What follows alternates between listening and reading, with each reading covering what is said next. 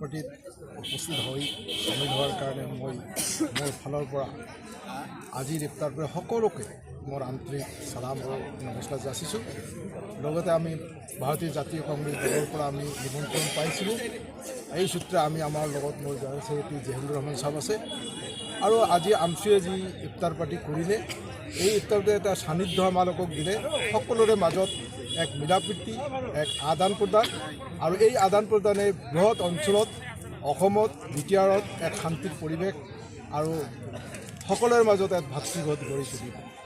আৰু ইফতাৰ নহয়, আজি প্ৰতিটো ৰমজান মাহৰ প্ৰত্যেকটো ইফতাৰেই একত ত্যাগৰ প্ৰতীক। এই ত্যাগেই সকলোকে এক কৰাৰ এক প্ৰয়াস। আজি ইছলাম ধৰ্মত আমি ইছলাম বিশ্বাসী হিচাপে মই আশা কৰিছোঁ যে ৰমজানৰ মাহৰ পবিত্ৰক্ষণত ঈদ উল ফিতৰৰ নামাজটো সকলোৱে মিলি আকৌ আমি আগবাঢ়ি ল'ম। এই ক্ষেত্ৰত মই আমচুৰ কোকৰাঝাৰ জিলাৰ সকলো কৰ্মকৰ্তা সকলোকে মোৰ আন্তৰিক চালাম আৰু শ্ৰদ্ধা, ভালপোৱা আৰু নমস্কাৰ যাচি মই আমাৰ ভাৰতীয় জাতীয় কংগ্ৰেছ দলৰ পৰা তেখেতৰ ভৱিষ্যত উজ্জ্বল কামনা কৰোঁ। পোনপ্ৰথমতে সমূহ ইছলাম ধৰ্মাৱলম্বী লোকক যি পবিত্ৰ ৰমজান মাহৰ মই শুভকামনা জনাইছোঁ। আজি আমচুৱে ইফতাৰ অনুষ্ঠান আয়োজন কৰিছে, তাতে উপস্থিত থাকিব পাৰি খুব ভাল লাগিল।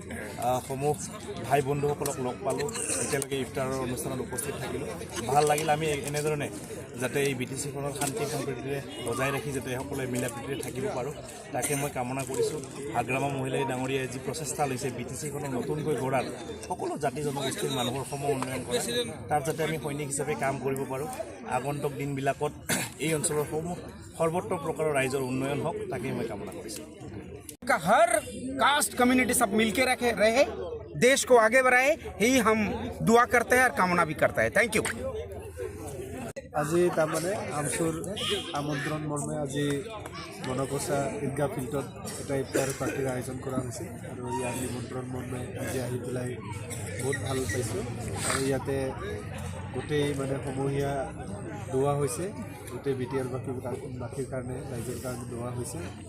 আৰু ঈদ আহি আছে, পবিত্ৰ ঈদৰ কাৰণে চবকে মই শুভেচ্ছা জনাইছোঁ আৰু আমচুক মই অশেষ ধন্যবাদ জনাইছোঁ এনেকৈ এটা প্ৰগ্ৰাম লোৱাৰ কাৰণে। আৰু আগন্তুক দিনতো যাতে এনেকুৱা ধৰণৰ আমি একেলগ হ'ব পাৰোঁ, এনেকুৱা সুবিধা আমাক দিয়ে, তাৰ কাৰণে মই আশা ৰাখিছোঁ। ধন্যবাদ।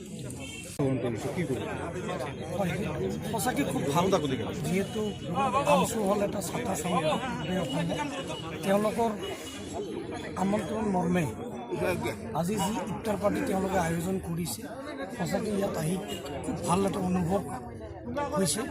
কিয়নো ইয়াত সমন্বয়ৰ যি এটা বাৰ্তা তেওঁলোকৰ জৰিয়তে আমি দেখা পাইছোঁ, সঁচাকৈ খুবটো এটা ভাল, আমাৰ কাৰণে ভাল। আৰু ইফতাৰ আমাৰ ইছলাম ধৰ্মৰ এটা ধৰ্মীয় এটা পৰম্পৰা আমি কৰি আহিছোঁ।